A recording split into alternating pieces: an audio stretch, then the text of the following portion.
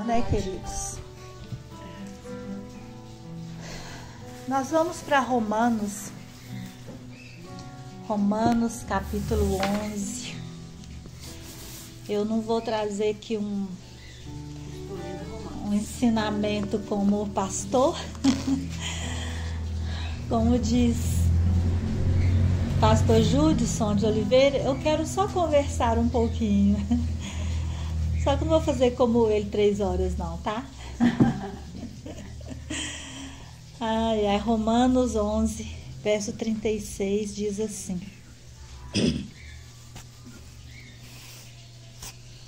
porque dele, por meio dele e para ele são todas as coisas. Glória, pois, a ele eternamente. Amém. Queridos, eu trouxe... Romanos 11? Não?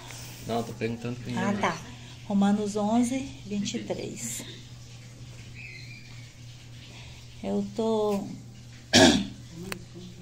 Romanos 11, 23. Eu nem esperei, né, gente? Desculpa. Espera aí.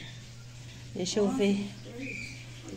eu ver se eu li outra coisa aqui. 36. Aqui, eu lembro que você falou 36 que você falou. Gente, espera aí.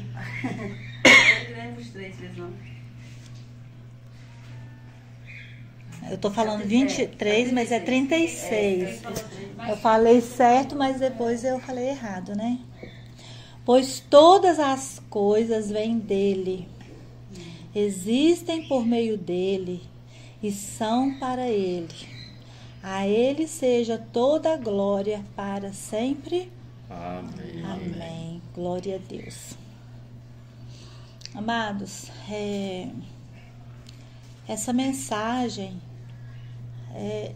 é uma mensagem que deveria estar na nossa mente, no nosso coração, mas na nossa mente a cada segundo da nossa vida. Por quê? Porque nós temos uma facilidade muito grande de tornar o alvo da vida para nós mesmos. Nós somos compostos de corpo, alma e espírito. E aparentemente, o nosso corpo é mais importante. Só que não. Aparentemente, a alma é mais importante. Só que não. O que é mais importante nessa trindade é o nosso espírito. Porque através do nosso espírito, nós recebemos de Deus, nós comunicamos com Deus e nós transmitimos Deus, transmitimos quem é Deus.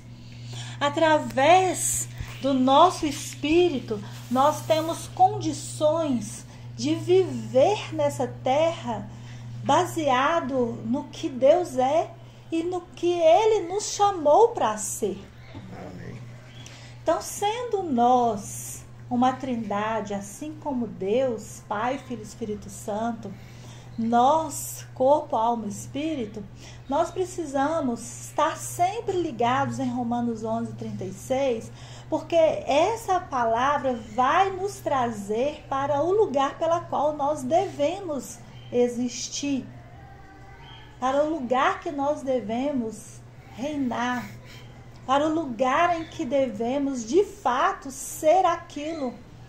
Porque se todas as coisas vêm dele, por que buscamos em outros lugares? Se todas as coisas vêm dele, isso significa que tudo está nele. Amém. Mas a nossa alma nos leva para o que os nossos olhos estão vendo fisicamente. E o que os nossos olhos vê fisicamente nem sempre é o que está em Deus. Nem sempre é o que Deus está vendo. Então, quando Paulo ele chega a essa conclusão, ele já vem de um contexto de vida, de um chamado, porque ele não conviveu fisicamente com Jesus nessa terra. Mas ele viveu uma experiência tão real e profunda com Jesus que ele depois de passar por várias experiências como perseguidor e depois como ser perseguido, ele chega a essa conclusão que tudo é tudo. Não é algumas coisas, né? Todas as coisas vêm dele. Então não foi tipo assim, Paulo não tirou isso simplesmente porque ele passou uma manhã com Jesus. Ele não tirou essa frase porque ele teve uma experiência de uma enfermidade e foi curado. Ele chegou a essa conclusão por causa de uma vida de experiências, de expectativas, de sonhos, de propósitos, de propostas que ele teve que renunciar, que ele teve que fazer escolhas. E ele chega à conclusão que fontes onde ele poderia ter riquezas, que ele poderia palpar, encher os baús, ele chega à conclusão que o que mais valioso está de verdade naquilo que os olhos dele não estavam vendo. Por isso que ele diz, não andamos por vista. Não ando pelo que eu estou vendo. Eu ando pelo que a palavra de Deus diz. Nós andamos por fé e não por vista. Glória a Deus. Então, se todas as coisas vêm dele e existem por meio dele, são para ele, então quer dizer que essa vida nessa terra não é sobre nós. Não é sobre a minha beleza, não é sobre a minha riqueza, não é sobre quantos filhos eu tenho, ou quantas joias eu tenho, ou qual emprego eu tenho. Não é. Mas é sobre o que tem em Jesus. E nem é sobre o que eu tenho nele. Porque o que eu tenho nele não é através do que eu busco, mas é através do que eu me relaciono e é gerado dentro de mim. É como uma planta lançada e essa planta vai criando raízes profundas e depois ela então começa a ter tronco, galhos, folhagens e chega a duas qualidades que todo mundo busca em principalmente uma árvore. Primeiro a sombra, depois o fruto. Então, se a vida é sobre Cristo, o relacionamento que eu tenho com Ele é que me leva ao que eu tenho nele. Se tudo vem dele, se tudo é para Ele, por que eu busco os relacionamentos só carnais, só desta vida? Então, quando Paulo chega a essa conclusão, ele simplesmente tem uma convicção dentro dele de que o viver é Cristo. Por mais que Paulo disse isso já na perspectiva de estar findando a sua carreira, mas hoje isso traz para mim, e pode ser para você, traz para mim uma busca de que se o viver é Cristo, então eu preciso ter convicções do que eu busco nessa vida. E eu não estou falando que nós não podemos buscar um emprego melhor, né? Um carro melhor, uma casa melhor, roupas melhores.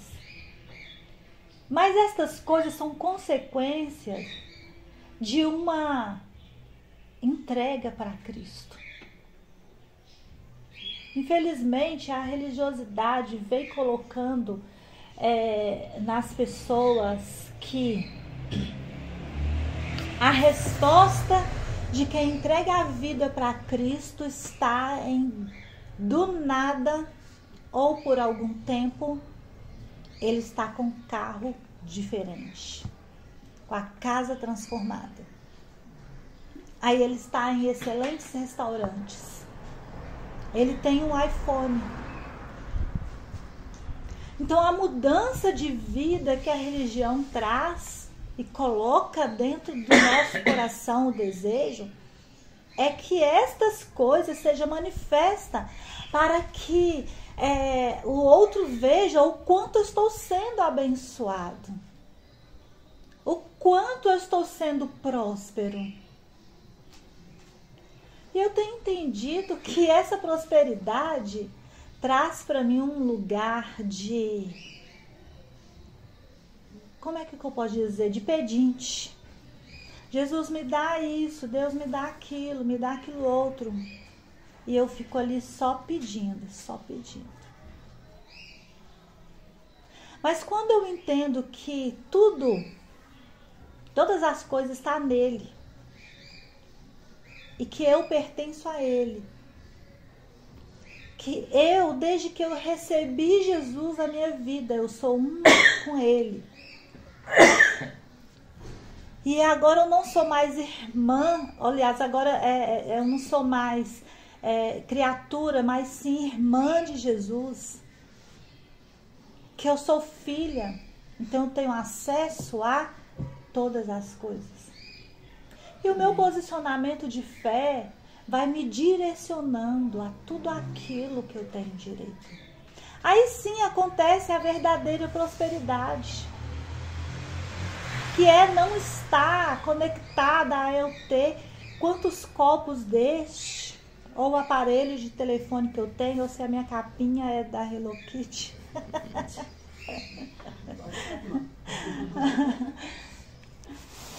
Mas a prosperidade que Jesus traz para nós é uma vida abundante, de acesso à liberdade, de acesso à alegria, de acesso à paz, de acesso ao que está sendo gerado de Deus dentro de mim e está sendo distribuído aos outros através da paz que está dentro de mim, através do amor que não é por causa das coisas que eu ofereço, mas por causa dos posicionamentos de amor que eu direciono, através da compaixão que eu exerço para um e para o outro. E entender que todas essas coisas estão em Deus não é simplesmente porque hoje eu acesso uma pregação, amanhã eu acesso a outra, amanhã eu estou na igreja, na instituição, recebendo uma palavra, mas sim através do tempo de qualidade que eu dedico a conhecer o meu Pai, através do tempo que eu dedico a deixar Ele gerar dentro de mim a natureza dEle, através do que eu dedico, o tempo que eu dedico a renunciar a mim mesma. E como é difícil renunciar a gente mesma.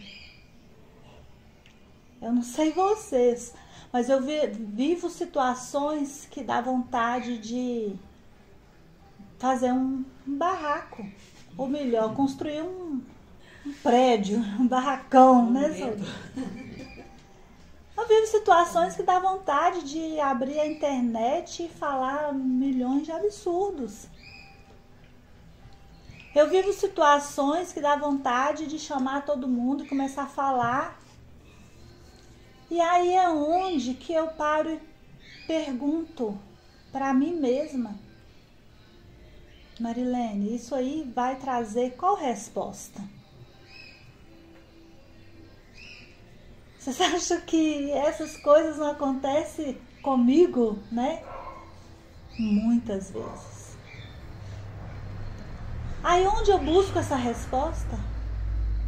Se eu entender que a vida não é sobre mim, mas sobre Cristo, sobre o que Ele fez, sobre os direitos que Ele entregou, renunciou para gerar vida em mim, então simplesmente eu vou para os braços do Pai. E lá eu derramo minha sinceridade. E lá eu derramo toda a minha angústia, agonia e sofrimento. E aí eu tenho respostas. Mas quando entendemos que a vida é sobre Cristo, vai além desse momento de angústia, de sofrimento. Eu passo a ter um prazer em Cristo tão grande que viver se torna girar em torno de Cristo, do que Ele gosta, do que eu posso manifestar através dele. Quando eu entendo que o viver é sobre Cristo, as minhas alegrias, as nossas alegrias passam a ser totalmente para alegrar Ele. Então você quer dizer que então é só triunfo, é só alegria. Não. Mas eu não vou para Ele só por causa das dificuldades. Não vou para Ele só como pedinte. Não vou para Ele só como doente. Não vou para Ele só como necessitado. Eu vou para Ele pelo prazer de estar aos pés dele. Amém. Aleluias.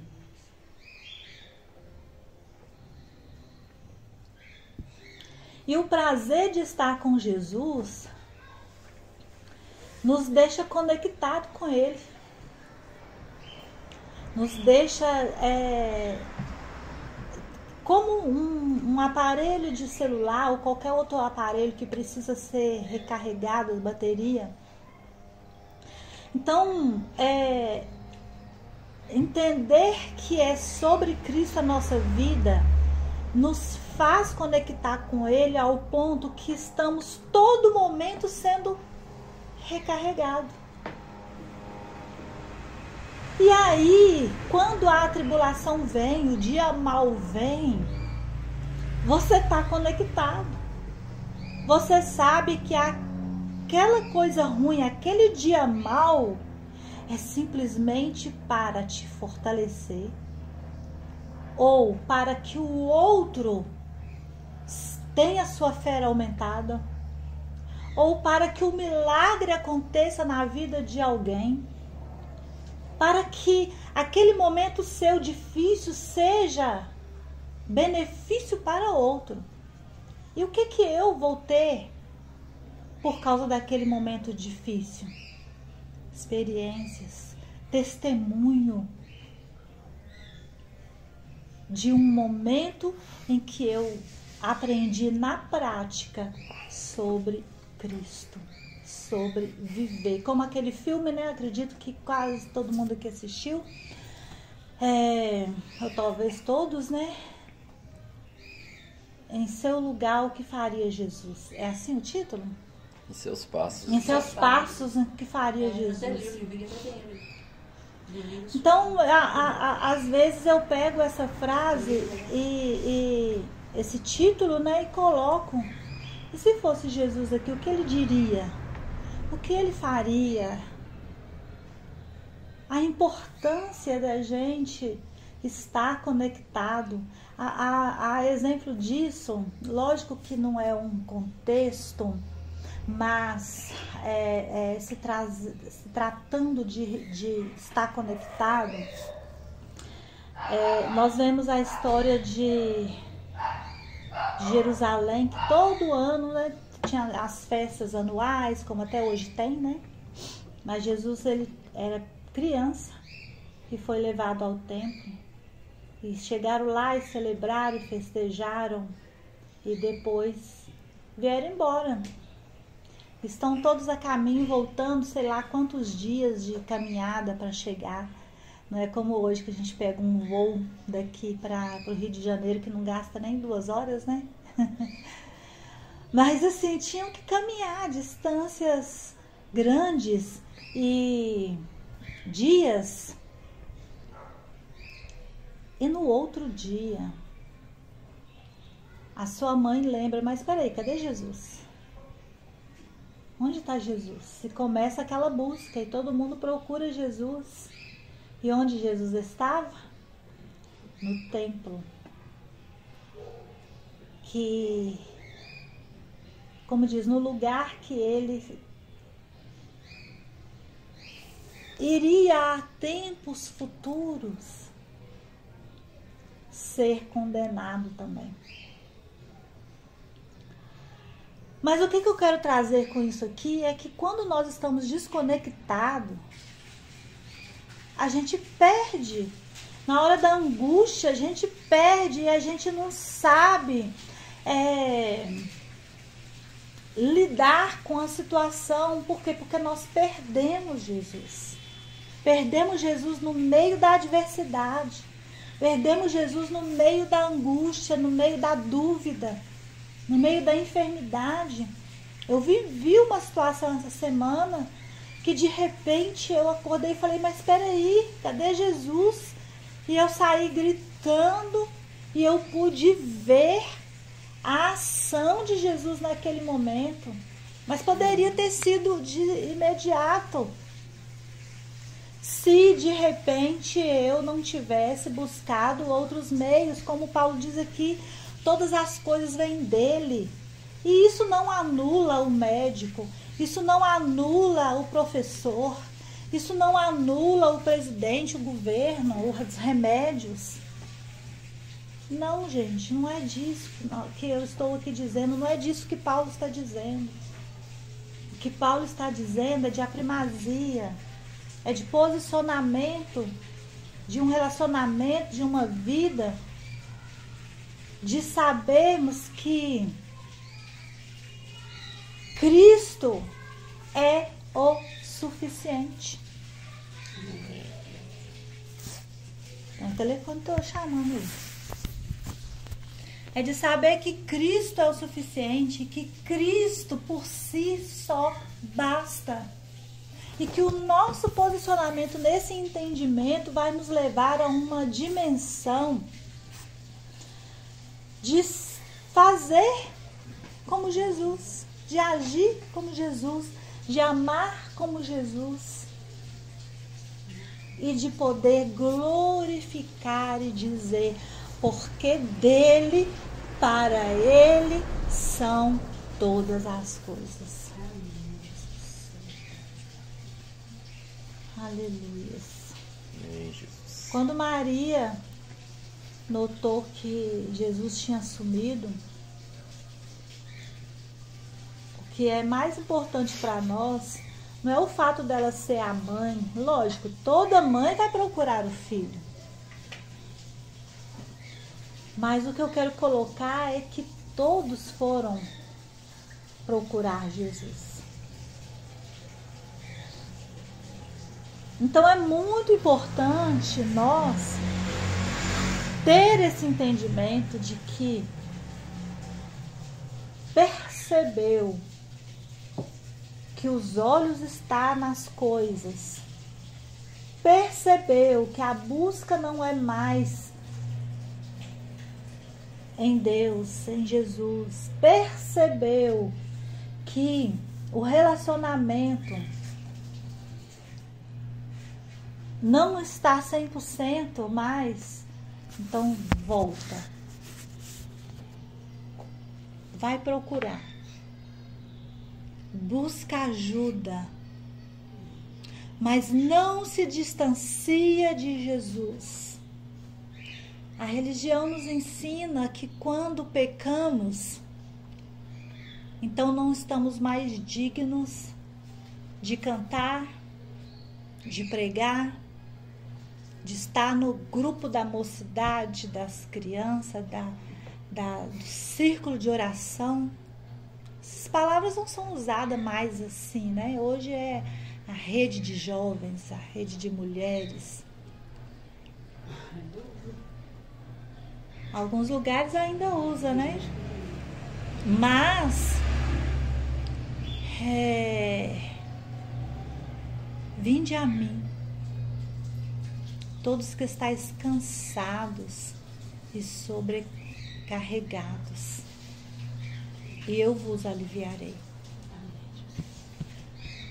Tomai sobre vós o meu jugo e aprendei de mim, que sou manso e humilde de coração. E a pergunta é: quando é que você não tem um pecado? E a pergunta é: quando é que você é pecador? E a pergunta é: você é filho ou não é filho? Você crê que Jesus pagou todos os seus pecados, levou toda a iniquidade? Então, a resposta é: em Cristo Jesus eu fui justificado. Então não existe mais condenação. O que existe hoje é eu me render a Ele e viver a vida que Ele escolheu para mim. Isso não quer dizer que não vamos tropeçar, que não vamos errar, que não vamos levar um tombo. Mas isso quer dizer que não vamos ter prazer no pecado, não vamos continuar caído, não vamos continuar na vida velha. Mas estas coisas só são possíveis porque chegamos à compreensão que todas as coisas vêm dele e que esta vida não é sobre nós, mas é sobre ele. Quando nós entendemos que a vida é sobre ele, então a enfermidade, ela não é mais o foco. Já observaram que se a gente não prestar atenção, uma gripe nos deixa de cama e a gente até melhora, mas a gente quer permanecer ali na cama? Tem pessoas que acostumam. E às vezes a dor nem tá tanta, ou às vezes nem tem mais dor, mas aquilo se tornou um hábito.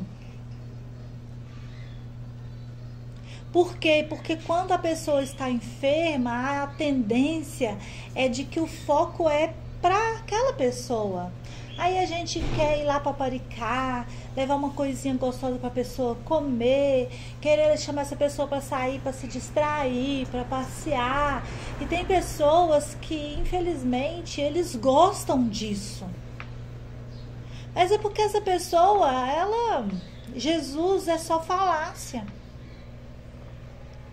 Ela não entendeu que esse corpo, o valor desse corpo é para manifestar Jesus. O valor deste corpo é para que o nosso posicionamento de fé seja explícito.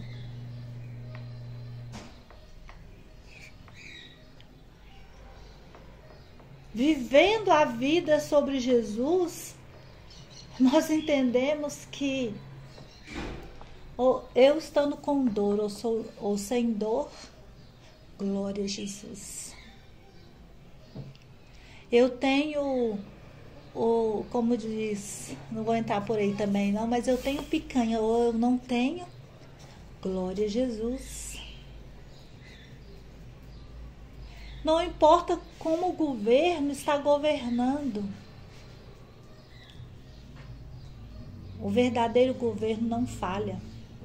Glória a Jesus. E aí, então, eu vou buscar todos os meus recursos, tudo que eu preciso em Jesus.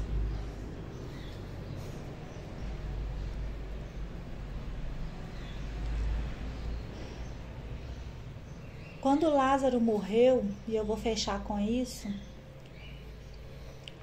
Lázaro era um amigo de Jesus e Lázaro tinha 2 irmãs. A Bíblia trata Marta e Maria como as irmãs de Lázaro e Lázaro como o amigo de Jesus. Não fala que elas eram amigas de Jesus. Que eu aprendi essa definição com meu marido. Meu amigo é meu amigo, não é dos meus irmãos. Não que não possa ser. Mas tem um amigo dos meus irmãos e tem o meu amigo. Mas, quando Maria conhece o amigo do irmão dela, ela simplesmente apaixona não só pelo amigo, mas pelo que o amigo tinha para oferecer. E aí, quando Lázaro morre, então o que eles pensaram? Não, então peraí, meu irmão tem um amigo super-herói. Então nós vamos atrás desse amigo.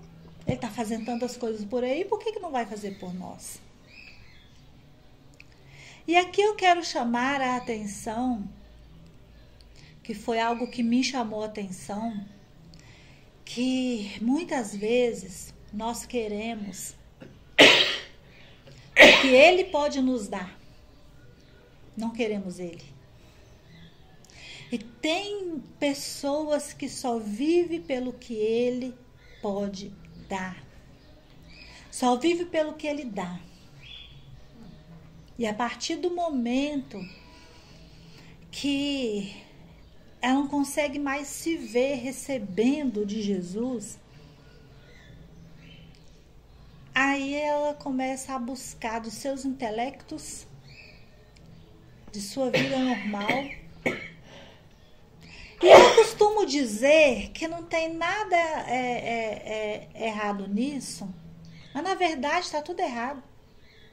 O que não tem de errado no que eu quero dizer é que é a sua escolha, o problema é seu.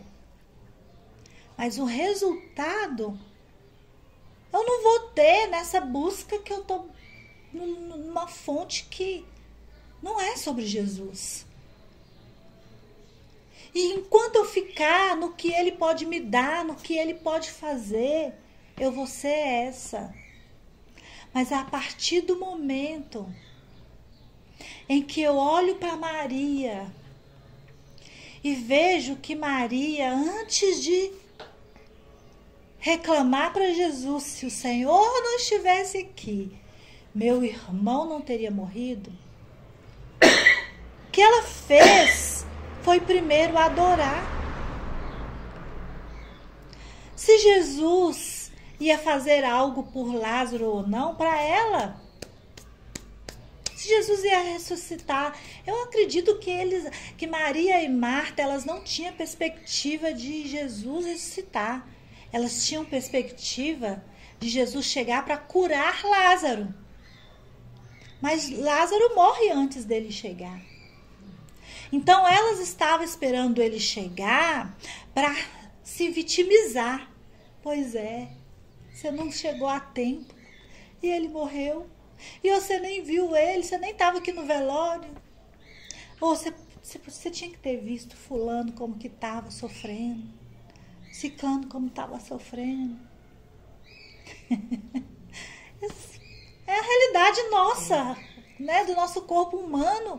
Nós sofremos mesmo. E Maria, ela simplesmente chega, adora. E a expectativa dela ali, ninguém falou isso não, tá, gente? Eu que tô falando. A expectativa dela ali era receber mais dele naquele momento. Sabe? Porque todos os momentos que ela esteve com ele, ela teve muito para receber dele.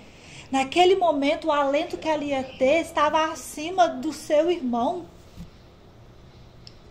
Lógico que ela chorou pela perda do seu irmão. E ela estava sofrendo, sem contar que para aquela época, Marta e Maria, qual seria o futuro delas, gente? Tinha acabado ali. Elas estariam ali presas fácil, sujeita a ter que prostituir para sobreviver. Infelizmente, aquela época era isso que esperava para Marta e Maria. Elas estavam totalmente condenadas. Mas de repente, Jesus diz: onde puseste? E como elas não esperavam, o que Marta responde? Senhor, já cheira mal. Já tem 4 dias. O que você está querendo agora? Não tem mais jeito. Acabou. E outro ponto que me chama a atenção é que Jesus, ele vai ali e responde.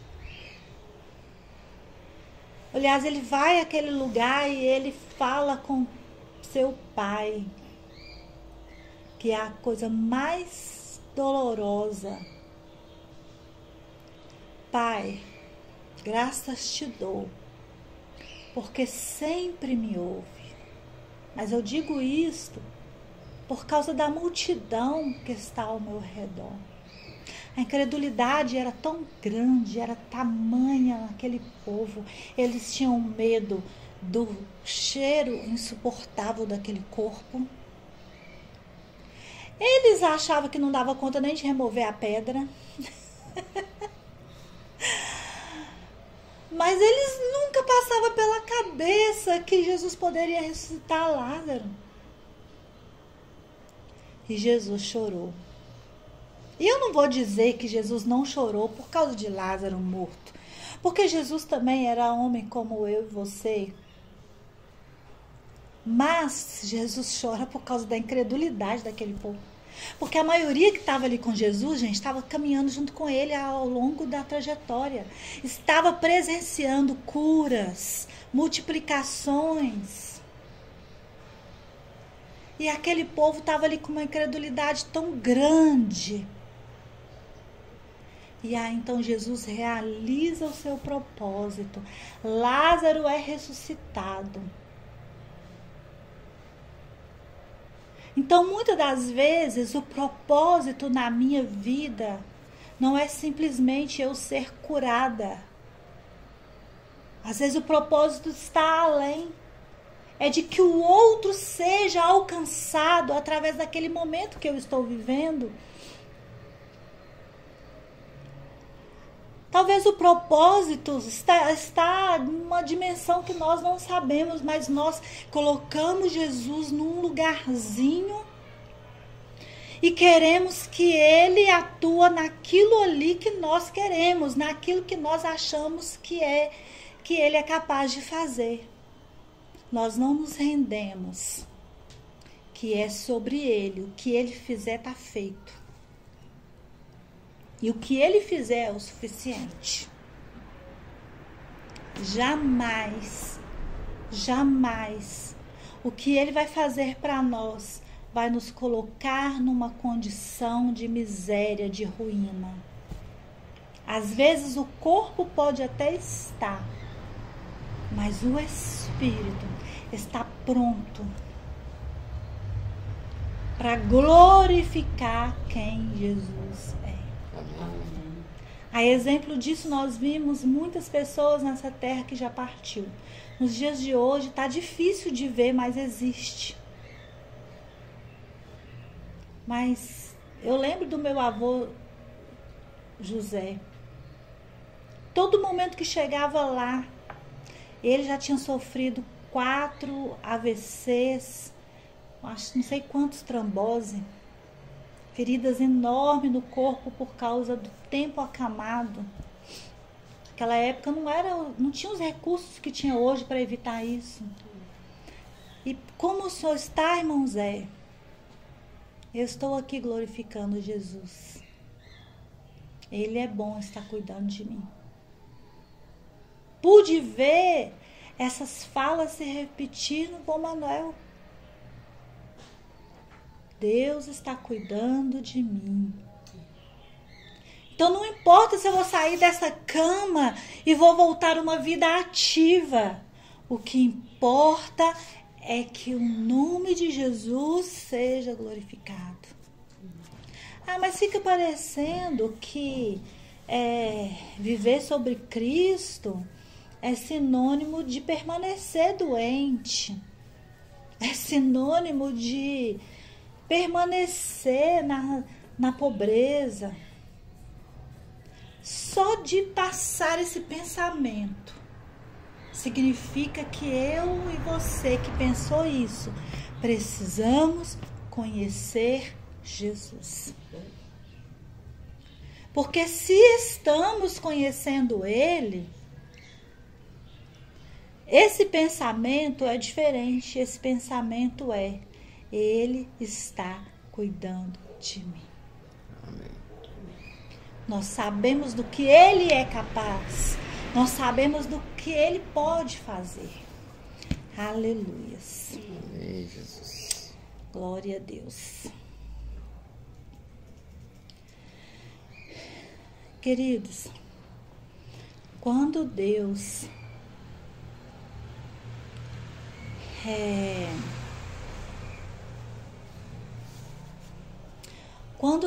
enviou Jesus para que o corpo dele padecesse nessa terra por nós, o propósito de Deus era fazer com que nós saísse do lugar de condenação. Poderia ser de outra forma? Não sei. Eu só acredito que essa foi a forma. Porque se tivesse outra, Deus tinha feito. Porque quando Jesus lá no Getsemane fala: Pai, se possível, passa de mim este cálice.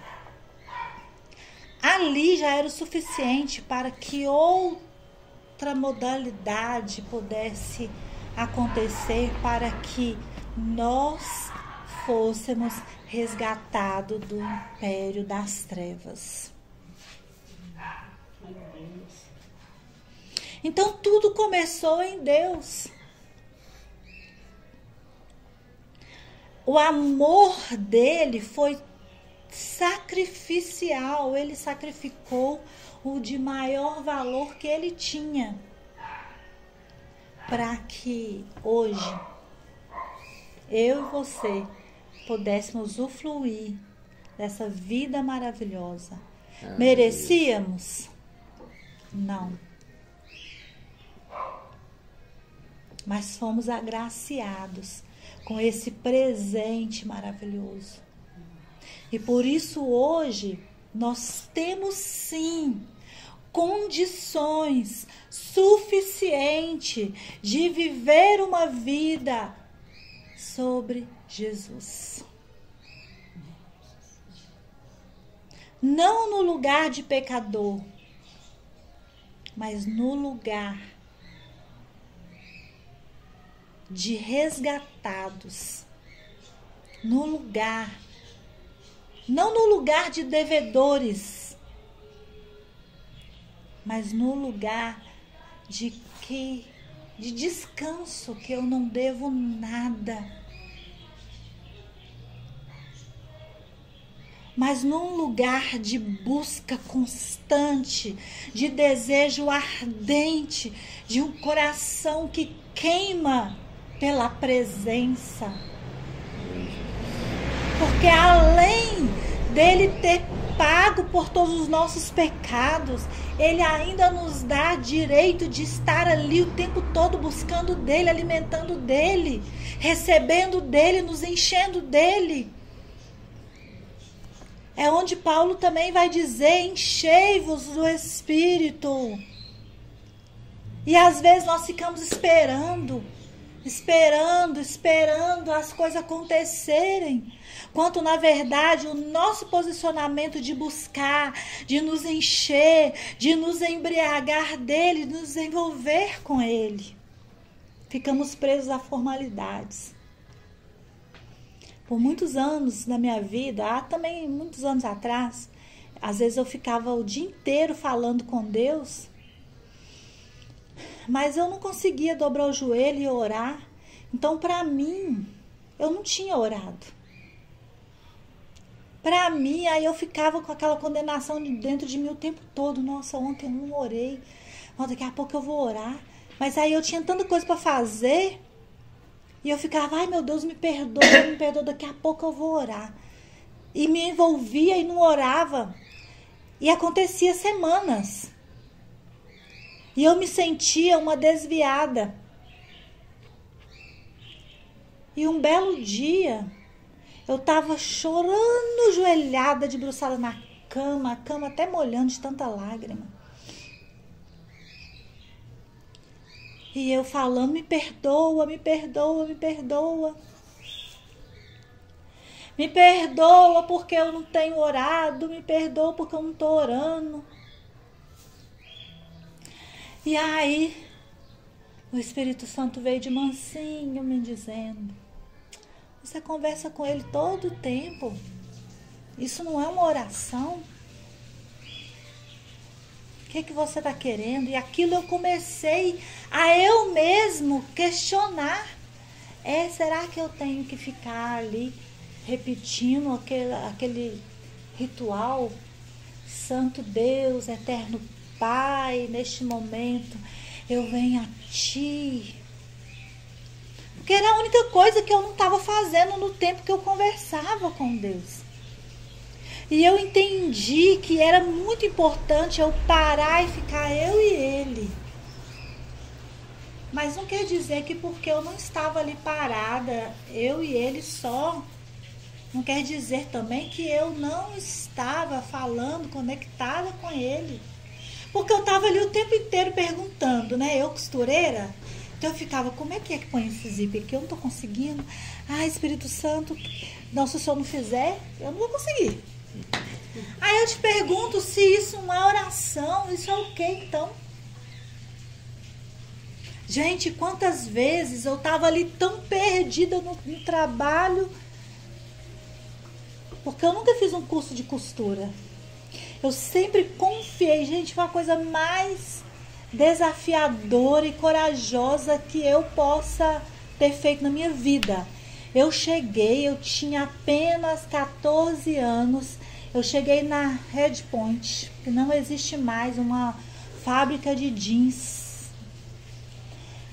E eu cheguei lá porque eu sabia sentar na máquina da minha mãe, bater o pedal da máquina, ficar toda a vida batendo aquele pedal e passar uma costura reta no pano. Eu cheguei lá e falei que eu sabia costurar. Você sabe fazer costura reta ou overlock? Não sei fazer costura reta. Eu não tinha plano de falar isso aqui não, mas falei que a última coisa ia ser de Lázaro. Eu vou contar só esse testemunho. E de repente eu comecei, quando eles me colocaram para dentro para fazer o teste, eu vi que costura reta não tinha nada a ver com o que eu estava falando que sabia. Até porque as máquinas não tinham nada a ver. A máquina parecia um carro para acelerar a máquina.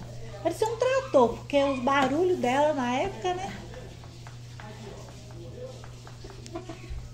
E aí, a chefe tinha meu nome. Tinha não, tem, porque ela é viva. E eu a vi pelo Facebook há poucos dias. Até mandei mensagem para ela, tô com muita ansiedade que ela responda. O nome dela é Marilene. Gente, pensa numa mulher bonita, carinhosa. E ali o teste era costurar em cima da folha, em cima do papel. A hora que eu pus o pé no pedal, que eu nem sabia o que, o que fazer, aquele trem foi assim, que até o papel voou longe. Qual foi a minha primeira reação? Chorar. Porque vergonha, todo mundo olhando, era mais de 600 costureiras na empresa, todo mundo me olhando, e a expectativa de ter um trabalho, um emprego, tinha ido a zero. E aí o que ela fez? Ela sentou para mim, para fazer no papel, para mim ver como fazer. E aí então saiu. Aí nesse caso a gente costurava sem linha, era só a agulha.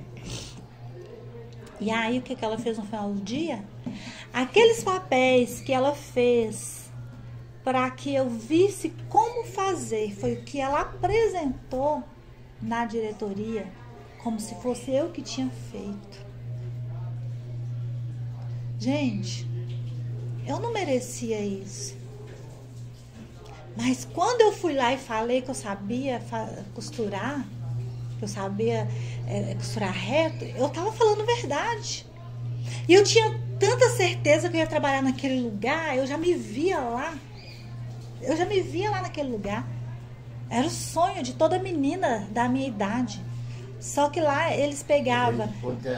Muito famosa. Não era qualquer pessoa que conseguia entrar lá. Não era, gente. Não era só porque você sabia costurar que você ia entrar lá, não. Você tinha que ter algo a mais para entrar naquele lugar. E aí foi onde que... Eu também não sabia que ela tinha feito isso. Eu fui saber disso anos depois. Porque, sem explicação, a diretora virou para mim e falou...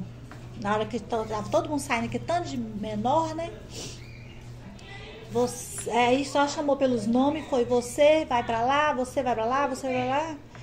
Essa turma aqui pode voltar amanhã. Essa outra turma aqui, vocês aguardam, em outro momento serão chamados novamente. Era assim que eles falavam para dispensar. Sabe que nunca poderia nunca vai ser chamado. E eu voltei, coisa de ouvir da entrevista, né? E eu voltei no outro dia, gente. E o dia inteiro eu não consegui costurar no papel. Mas eu fui embora para casa sem entender porque eu estava voltando. Mas eu voltei no outro dia e eu costurei no papel sem rasgar nada, todos os pontinhos certinhos. E dali em diante eu fiquei 12 anos naquela empresa. Não, eu nunca costurei uma peça inteira lá, porque lá não era para fazer peça inteira. Só gola de camisa, eu fiquei 3 anos só prendendo a gola na camisa. Recebia a gola pronta e prendia na camisa. E daí, então, depois disso, muitas e muitas roupas eu fiz para os meus filhos e para tanta gente ao longo da vida. Eu não merecia esse emprego. Quantas pessoas sabiam costurar que estavam naquele dia? Mas eu tinha tanta certeza dentro de mim que aquele emprego era meu. Eu tinha tanta certeza, e naquelas horas que os papéis rasgavam, gente, eu chorava e falava, Espírito Santo, você não está vendo esses papéis rasgando? Eu chorava, gente, eu falava para ele, você não tá vendo esse papel rasgando? Me ajuda. Aí eu ia, devagarzinho com o pé.